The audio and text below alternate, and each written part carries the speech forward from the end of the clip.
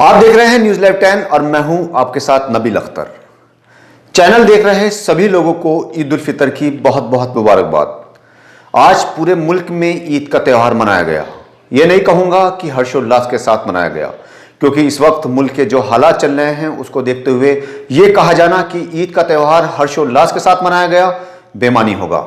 मुस्लिम मजहब से जुड़े सभी लोगों ने ईद की नमाज अपने अपने घरों पर अदा की और मुल्क में अमन व अमान कायम होने और कोरोना महामारी के साथ साथ और अन्य बीमारियों के दूर होने की दुआएं की गईं। पुलिस और एलआईयू ने सुबह से ही पूरे शहर की ईदगाहों पर डेरा डाल रखा था, लेकिन मुस्लिम उलेमाओं ने पहले ही दारुल उलूम देवबंद की जानिब से यह ऐलान कर दिया था कि ईद की नमाज अपने अपने घरों में ही अदा की जाएगी। ईद की नमाज के बाद बीमारों को जल्द से जल्द शिफा मिलने की दुआएं की गईं। कल पूरे दिन बिजनौर पुलिस ने ड्रोन उड़ाकर शहरवासियों को यह बताने का प्रयास किया कि कोरोना कर्फ्यू के चलते किसी को भी बाहर निकलने की इजाजत नहीं है, इसलिए अपने अपने घरों में रहें। पुलिस उनकी निगरानी कर रही है। बिना मास्क घरों से निकलने वाले 397 लोगों का चालान काटकर पुलिस ने 2,88,000 रुपए वसूल किए, जबकि कुछ लोगों ने मास्क न लगाया जाना अपनी मजबूरी बताया है। शहर में काफी बड़ी तादाद ऐसे लोगों की है जिनकी आंखें कमजोर है, जिसके चलते उन्हें निगाह का चश्मा इस्तेमाल करना होता है।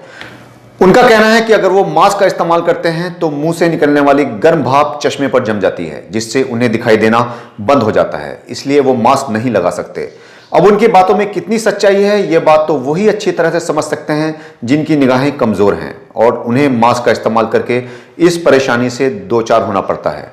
मगर हमें शहर में काफी बड़ी तादाद ऐसे पुलिसकर्मियों की भी मिली जो मास्क का इस्तेमाल नहीं करते। अब उनके सामने क्या समस्या है? उनकी भी आंखें कमजोर हैं या रुतबे के चलते वो मास्क का इस्तेमाल नहीं करना चाहते?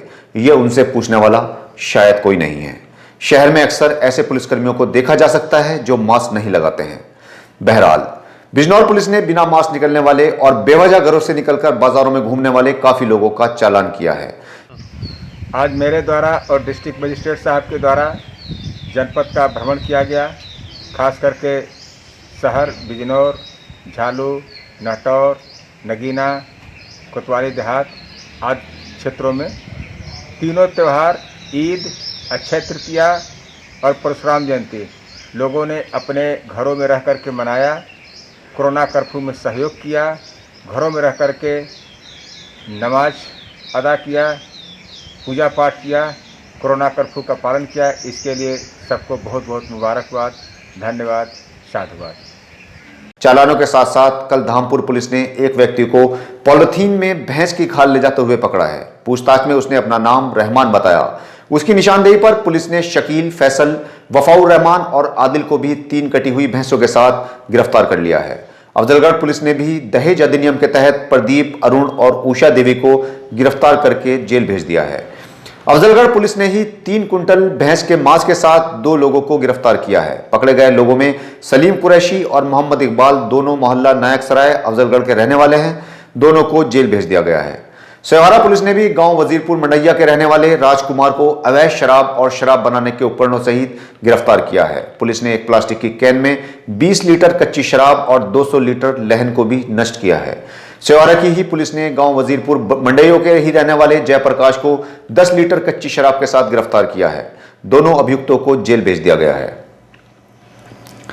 उन्नाव के बक्सर घाट की तरह ही शिवराजपुर का खेरेश्वर घाट भी सैकड़ों लाशों से अटा पड़ा है। लोगों ने गंगा के बीच में और किनारों पर कई शवों को लकड़ी का इंतजाम न होने और गरीबी होने के चलते दफना दिया है। जब इन क्षेत्रों में बारिश पड़ी और वहां से मिट्टी हटी, तब लोगों का हकीकत से सामना हुआ। कोरोना काल में देश में इतनी मौतें हो रही हैं कि शमशानों में जगह कम पड़ गई। ऊपर से आर्थिक तंगी की मार के चलते लोगों ने अपनों के शवों को गंगा किनारे मिट्टी में दबा दिया। इस वक्त मुल्क के साथ साथ शहर के हालात भी बहुत ज्यादा खराब हो चले हैं। बिजनौर में बच्चों के डॉक्टर और कवि डॉक्टर अजय चौधरी ने लिखा है कि अपने रब की ये मोहब्बत समझो, तुम हो जिंदा ये गनीमत समझो, जहां पे आई थी मुसीबत समझो, उसने दे दी है रियाया समझो, माँ पुकारो तो इबादत समझो, माँ के पैरों में है जन्नत समझो, प्यार ही सबको यहाँ देना है, यही है सबकी ज़रूरत समझो, वक्त मिलने का दिया है उसने, शुक्र है उसको है फुर्सत समझो, सांस की है डोर तन कठपुतली, जिंदगी क्या है हकीकत समझो। उत्तर प्रदेश में ड्राइविंग लाइसेंस को लेकर एक बार फिर से 17 मई से 29 मई तक के स्लॉट रद्द कर दिए गए हैं। अब जिन लोगों को 17 मई से 29 मई तक के बीच की डेट दी गई थी वो रद्द हो गई है। अब आवेदकों को 15 जून के बाद टाइम स्लॉट आवंटित किया जाएगा। हम आपको बता दें कि इससे पहले 23 अप्रैल से 1 मई तक के डीएल स्लॉट रद्द कर दिए गए थे। परिवहन आयुक्त का कहना है कि कोरोना महामारी को देखते हुए एक बार फिर से स्लॉट कैंसिल कर दिए गए हैं। अब 15 जून के बाद आवेदकों को उनके स्लॉट की सूचना उनके मोबाइल नंबरों पर भेज दी जाएगी। इसलिए ऐसे सभी लोग जिन्होंने अपना ड्राइविंग लाइसेंस बनने के लिए दे रखा है, 15 जून के बाद अपने मोबाइल का मैसेज बॉक्स चेक करते रहें ताकि उनकी तारीखें निकल ना जाएं। अब उत्तर प्रदेश शासन ने गांव में फैल रहे कोरोना को नजर में रखते हुए सभी गांव में साफ सफाई अभियान शुरू करने का फैसला लिया है। इस अभियान को नाम दिया गया है मेरा गांव स्वच्छ गांव। इसके लिए गांव में हर शनिवार से सोमवार तक कूड़े का निस्तारण करवाया जाएगा। जिला पंचायत राज अधिकारी का कहना है कि कूड़े के साथ साथ नालियों को भी तालाब से जोड़ा जाएगा, जिससे कोरोना के खतरे को कम किया जा सके। बिजनौर में कल 201 लोगों में कोरोना होने की पुष्टि हुई है। इन 201 लोगों में जिला जेल में रहने वाले 8 बंदी भी शामिल हैं, जिनकी रिपोर्ट पॉजिटिव आई है।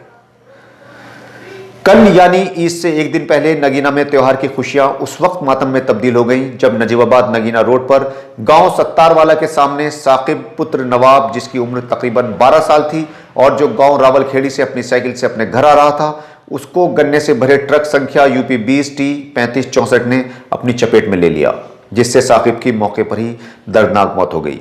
मौके पर पहुंची पुलिस ने शव को पोस्टमार्टम के लिए भिजवाया। हादसे की खबर मिलते ही परिवार में कोहराम मच गया और देखते ही देखते मौके पर भारी भीड़ जमा हो गई।